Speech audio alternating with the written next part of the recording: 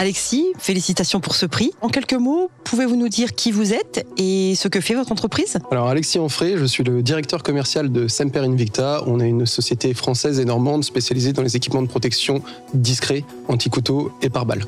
On fabrique nos produits pour l'essentiel en France, principalement également issus d'entreprises qui sont entreprises du patrimoine vivant. Alors ce trophée récompense la créativité et votre esprit d'initiative. Qu'est-ce que ça représente pour vous et surtout pour vos équipes ? Alors pour nous, la créativité et l'esprit d'initiative, ça part d'un produit unique qui est le Parapactum, le parapluie qui équipe le groupe de sécurité de la présidence de la République, que l'on vend maintenant depuis 2010 et qui était un produit, une innovation radicale, un produit novateur. Et on s'est inspiré de ce produit-là pour décliner notre savoir-faire dans toute une gamme de produits, comme celui que je porte actuellement, qui est une doudoune anti-perforation, couteau et pare-balles, et une gamme de produits tricotés également qui est anti-lacération. Et notre idée, c'était de pouvoir offrir une protection au quotidien à n'importe quel utilisateur, que ce soit un agent de protection rapproché, un agent de sécurité ou un particulier qui souhaite avoir une protection supplémentaire, tout en gardant cet esprit de produit discret et accessible au quotidien que l'on ne retrouvait pas ailleurs. Donc c'est grâce à ce premier produit qu'on a pu décliner l'intégralité de notre gamme ensuite. Et du coup, vous attisez ma curiosité. Quelles sont les valeurs que vous portez au quotidien ? En partie, c'est l'innovation, bien évidemment, c'est ce pourquoi nous sommes là. Il y a une partie également de fabriquer en France, puisque nos partenaires sont entreprises du patrimoine vivant, donc des entreprises qui sont reconnues pour leur savoir-faire d'excellence, ce qui nous permet d'avoir des produits de qualité. C'est ça ce que l'on met également en avant, et avoir un service qui soit irréprochable auprès de nos clients. Et l'ensemble de ces choses assure la satisfaction des personnes qui sont en contact avec notre société. Passionnant.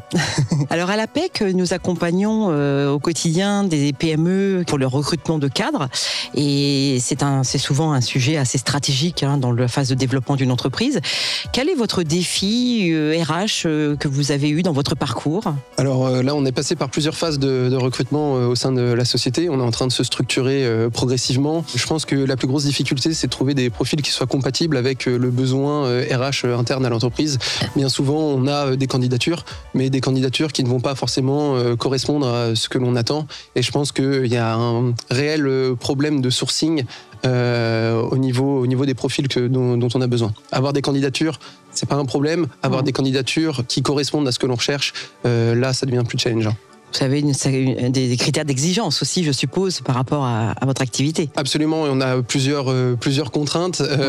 Déjà, il y a des profils spécifiques en fonction du poste sur lequel nous allons recruter. Et il y a aussi toute une partie, on va dire, qui est spécifique au domaine de sécurité défense, qui ne permet pas à tout le monde de pouvoir évoluer dedans, on va dire. Il y a quand même des prérequis bien souvent qui sont demandés et c'est ça qui va constituer la difficulté principale pour nous. Et pour conclure, si vous aviez un conseil à donner à une PME qui, comme vous, souhaiterait réussir dans son développement ?